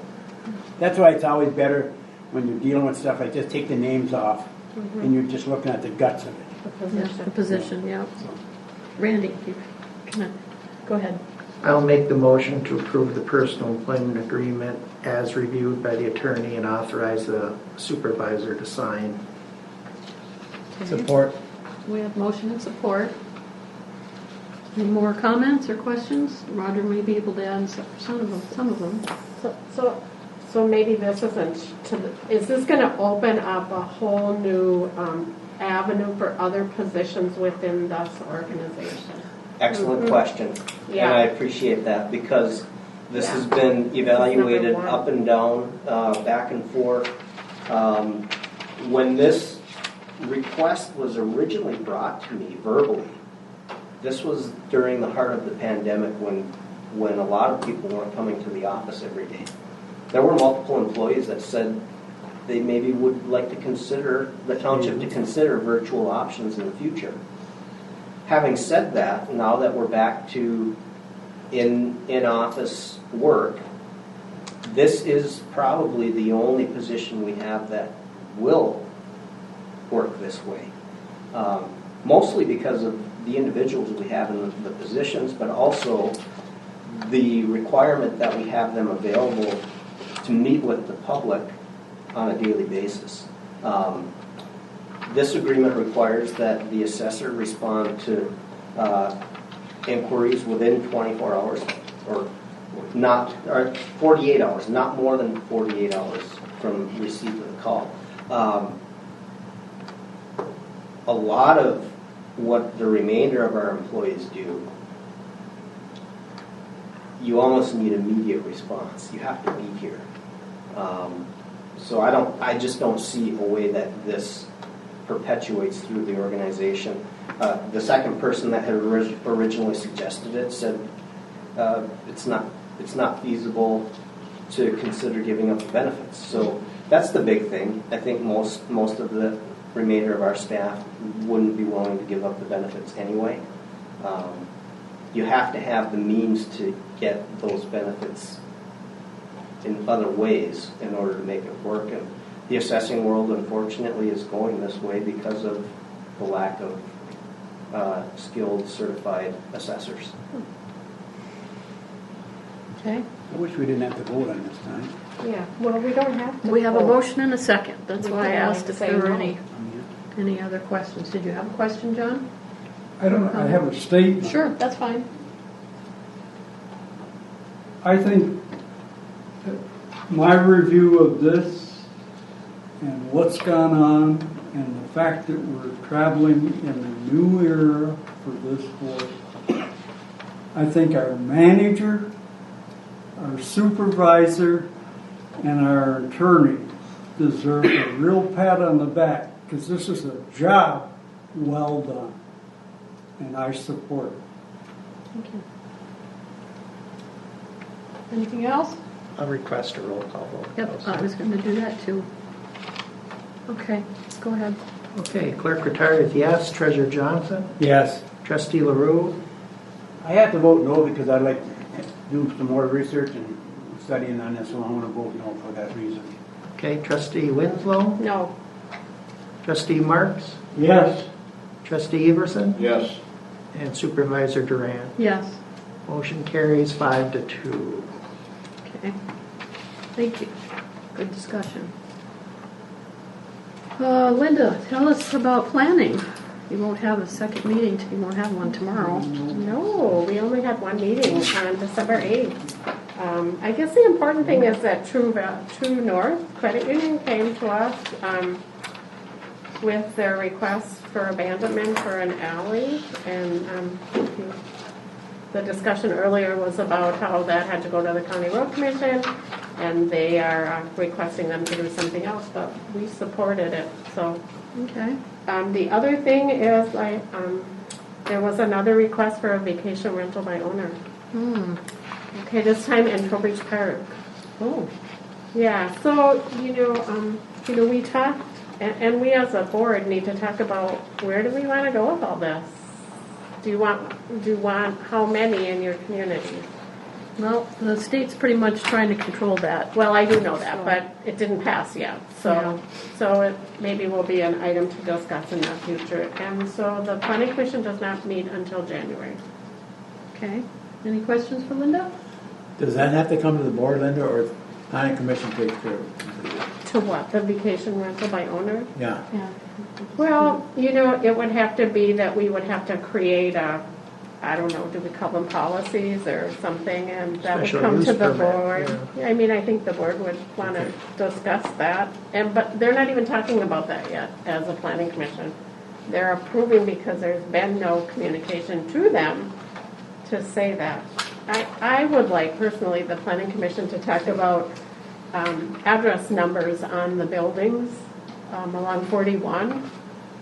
I drove up and down 41 and there's no address labels except one building. At the last meeting. Yeah. Right, but does it have to go to the planning commission? Yeah. No, Okay. a lot of that is state control. What can we do? I don't know. I don't know how we get that to happen. Do we as a board say, planning commission, we want you to look at this?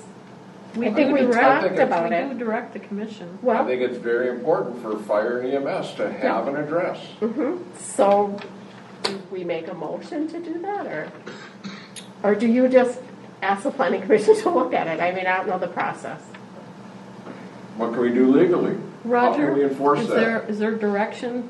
If you want to direct the planning commission Take a motion. to look at or Something? explore something, then it should be by Yeah, motion. we can do that.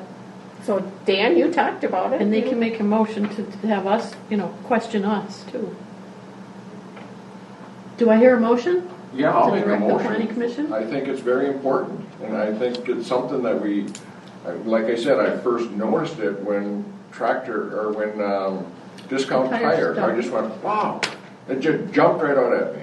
And I think it's that important that all businesses along that 41 corridor, and I think, it would be nice to have I got it on my house, I know Randy's got it on his house, his is lit up. And it's important to have that address. I don't know how we can do it as far as residential, but I think we can maybe try to find a way to do it for commercial. So are you talking about on the building? On the building. Because most of them on the highway have it on their mailbox. What? We're not looking at the mailbox Okay. when we're pulling up to a scene. That's what I'm We're looking asking. at the You're talking building. about on the building. Yeah. Because that would be Mailbox is clarified to the not commission. going to cut it, So in my opinion. I'll support Dan's motion to direct the planning commission to look at addresses on buildings in the corridor or businesses. Everywhere, or the corridor of businesses? Any Or just business, commercial I would say. buildings. Business. Yeah. Okay, Any business. okay. We can't enforce it. We'd like to see it for residential. I don't know how we can enforce that. We'll have them check it. Well, yeah, Put all addresses. all then. addresses. And then they can let us Yeah. know if houses don't apply. Does anybody else here not have one? They should be, and I think on that corridor, they should be a minimum of probably 5 inches. Something that's visible. To meet standards. When you listen to the the 911 calls, they say the name of the business. They do. They'll give you the address too, but And most times you know that, but not always. especially if I've it's a been new through one, I suppose. both ways. You don't always know that business is there. Yeah, So, especially if you're doing a backup, I suppose. You're not familiar if it's Chalkley Township, yeah, where the business is, or they're new. exactly. Okay, makes sense. So all addresses on all buildings. Okay. You're okay with the second? I am. Okay. Anything else? Thank you, Linda. Okay, all in favor? Aye. Aye. Opposed? Okay, thank you. And then do you want them to look at a procedure for how many vacation rentals by owners you want in I don't the know. area, or are you not ready for that? I don't know if we need to go there because the state is still trying to put Yeah. their fingers in that We can pie. So we'll wait Something till the else. state, Yeah, Okay. because the city's already got some controls in place they that do? the representative said are useless. Right. So there's If no they point in pass. us doing Okay, something. so we'll wait. Okay. He's not good. Anything else from the planning side? Okay.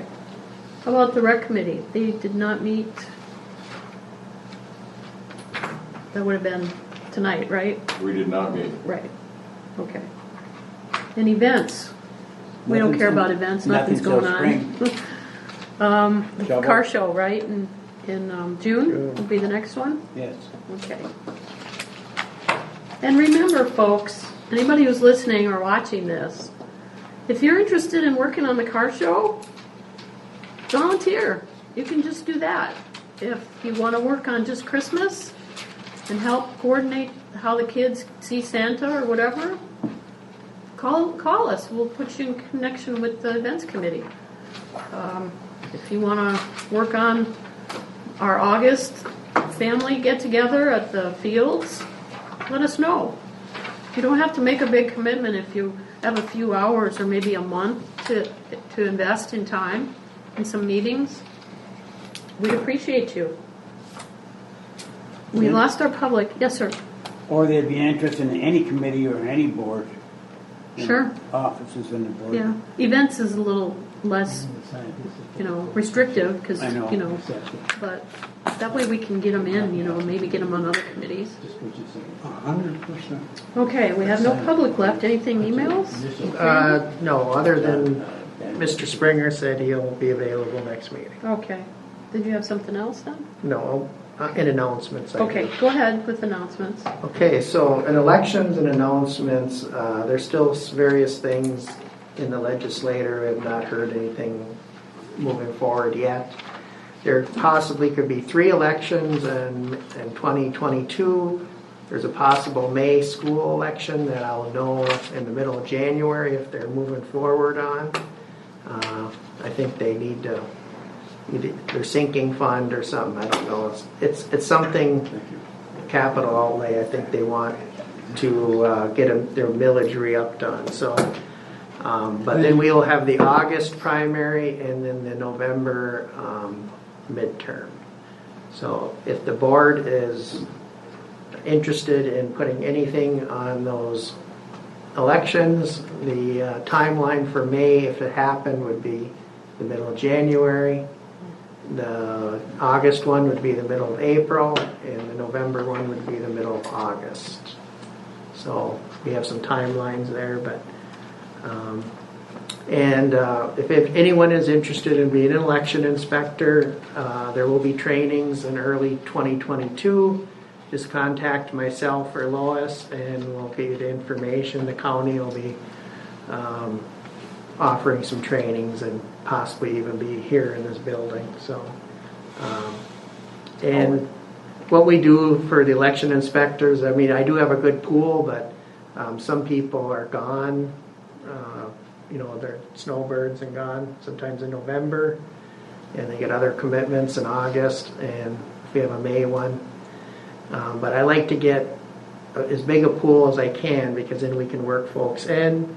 We do split the shifts, so you're not here all day, other than the precinct chairs that have to be here. But and it's very interesting for people. It opens their eyes when they work as an election inspector and see how things are run and see that there is no fraud at these elections, at least locally. I can't say about the big cities, but everything in Marquette Township's done right. So. You can ask a question, Dan? He answered it. Oh, okay. Perfect. Any other announcements? Pete. Lynn, I'd like to be excused for our next meeting. Okay. I got to take my wife to Mayo for that week. Okay. Did you have a business association report? Yeah, I have just a short one. There was only a few of us at the meeting, 2 from the township and 2 from their association because of Christmas and all that. So not much going on there at all in that. So they had the d'oeuvres and that like they normally do, but very few people showed up. So Eric and I were there talking and that about the township and that, and we had one individual from Upcap, the lady there, and they have a lot of different programs and a lot of new programs going on, and she indicated trying to go to their website to see what's going on there so that people can actually become part of it and that, and That. They have a new one that has to do with automobile mechanics. And I couldn't quite figure out what she was talking about. They don't really have the training, but they work with local garages and that, with individuals who want to become auto mechanics. Like an apprentice type? Apprentice type of some type and that. So it's, she didn't go into a lot of detail, and what she did say couldn't really make out exactly what she was talking about. But they have a lot of new programs they're trying to come up with in that. And it sounds like they have a lot of dollars in that too. So go to their website to see what kind of new programs they have in that, and go from there in that. Okay. So when is the next one, the next meeting? Which meeting? The one you just attended with the business? Would be Our second meeting. the second meeting of the township board at noon. At noon? The third Tuesday. Right. And it's held, is everyone invited? From No, the township the board? township treasurer is the the liaison. representative? Yeah, whoever the Okay. treasurer is. Okay. So if we have something we want you to talk Yes. about, just tell you, okay. I try to bring up what's happening in the township now and into the future and that, and they seem to be happy with that. And they ask some questions, not an awful lot in that too. Upcat took over the on Warner Street. The I don't know Is what that the daycare? daycare. They took over that. It's going to be a Head Start now. Oh, and that. nice. Oh, I wondered what that was Grand going to Club. be. I thought the Yeah. original owners were going to repurpose it. No, they bought it. I guess they're I think the putting Head Start in original there now at this point in owners time. Oh, so they're going to put Head Start in Yeah, anticipation of 3- and 4-year-old preschool. I'm telling you all they told me. Yeah, that's interesting. People have been asking me what's Yeah. going there. Mm-hmm. Okay, that's it? No more announcements? Okay, manager's report. What have you been doing? First, I just want to thank the Township Board for having the policies in place that you do have to allow me to attend to family matters last week. I really appreciate that. I thank you for your thoughts. That's obviously why you don't have a written report. I was too busy working on the agenda items for Section 8 for this packet and just didn't have enough time to get a report for you, so I apologize for that. But hopefully I won't have any more sudden changes to my work schedule that would prevent me from getting back to a regular written report in the future. Other than that, just wanted to wish everyone a Merry Christmas. I will be here tomorrow and next Monday, and then off the remainder of the year to use up some vacation, so it doesn't get lost or you have to pay me for it or whatever. So that's all I have, unless you have any questions for me. He spent a lot of time on a lot of these agenda items, you can imagine, as John alluded to, so it's not like he hasn't been working. Any questions for him? No? Okay. Randy, review our motions, please. Okay, the first motion was to approve the consent agenda as presented, and that passed. Second motion was to approve the regular agenda, and that was approved. The third motion was to approve the 80-20 employer healthcare cost option, and that was approved. The fourth motion was to approve the letter of understanding between the Professional Administrative Association about the assessor position, and that was approved. The fifth motion was to approve the personal employment agreement with the assessor, and that was approved. And I'll just make a comment. That would be effective January 1. I forgot to put that in my motion, but that's the date that it would be It's on the effective. contract. Just so everyone understands and it's here, January 1, that's when that contract will be in force. Sixth motion was to direct the Planning Commission to research possibilities of making sure that all addresses are on the buildings. And that's it. Okay. That was the other reason that this contract was brought to you too, is because it was requested for January 1st. Items for future agenda. So we will have something from Mike Springer from the Heritage Trail, maybe Zoom or in person. We are also going to schedule a work session for strategic planning, so bring your calendar to the January 4th meeting. And we may have, probably will have a deputy treasurer salary resolution for some new duties. So that's what we have so far. Deputy treasurer, the assistant, too, because we're moving that away from the Well, it'll assessor be now. under the Yeah, deputy it'll be all under treasurer. the Be all under one Yeah, at this point in just time. basically the resolution, yeah, just so you're aware that that's what we're gonna be talking about. Any board member comment?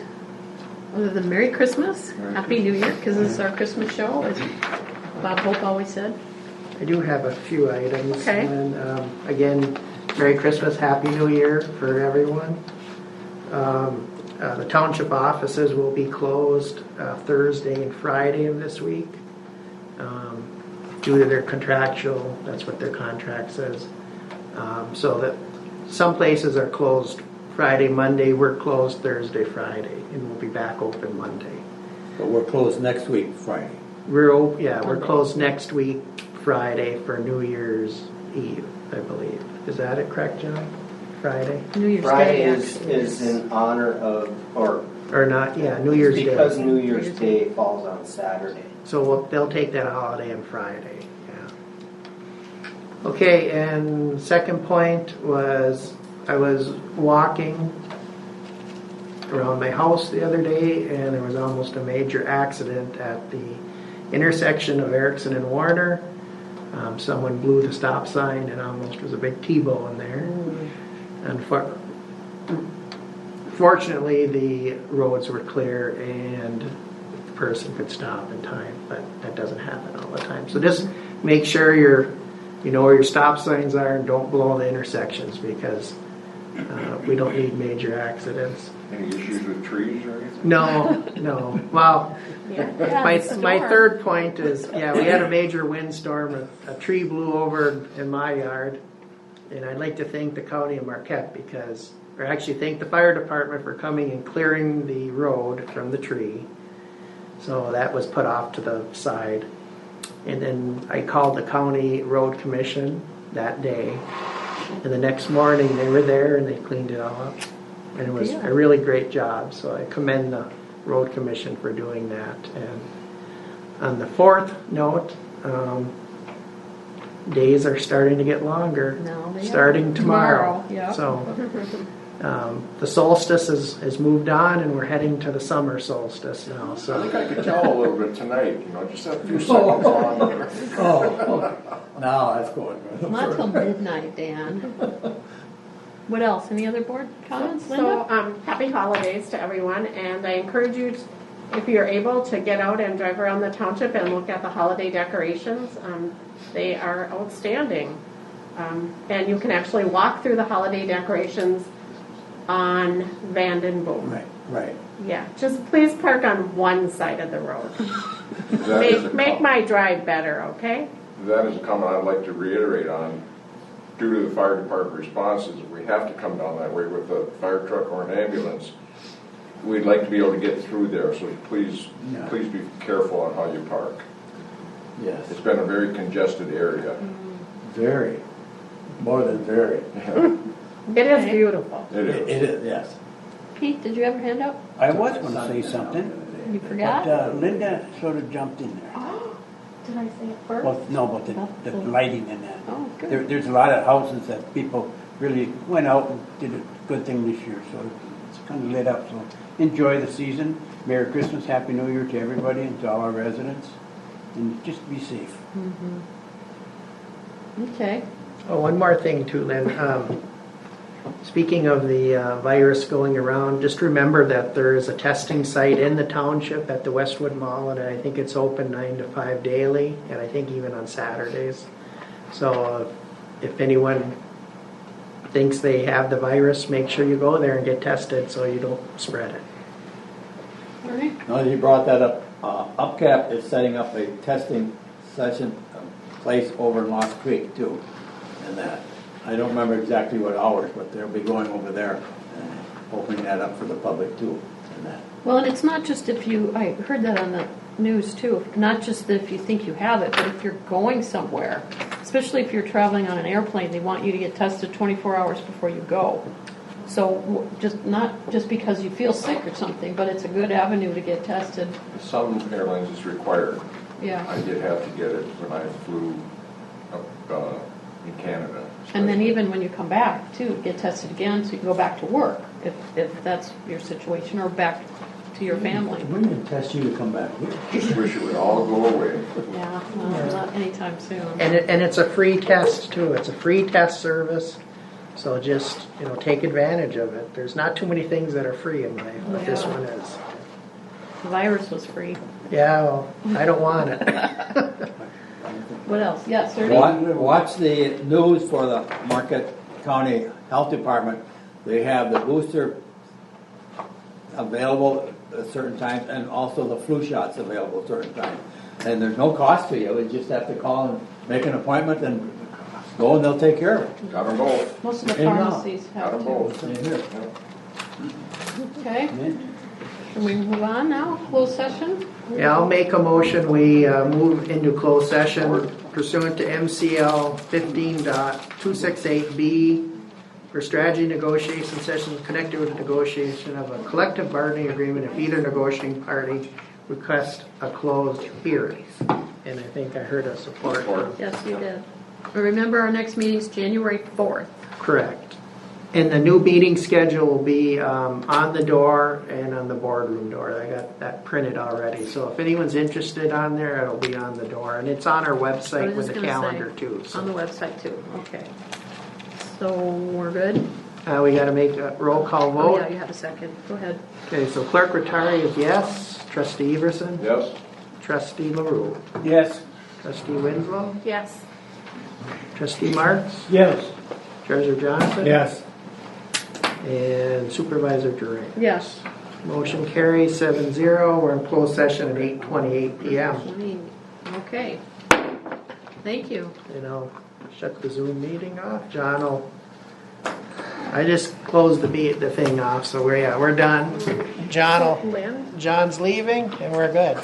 Lynn. Sir, ma'am. So here.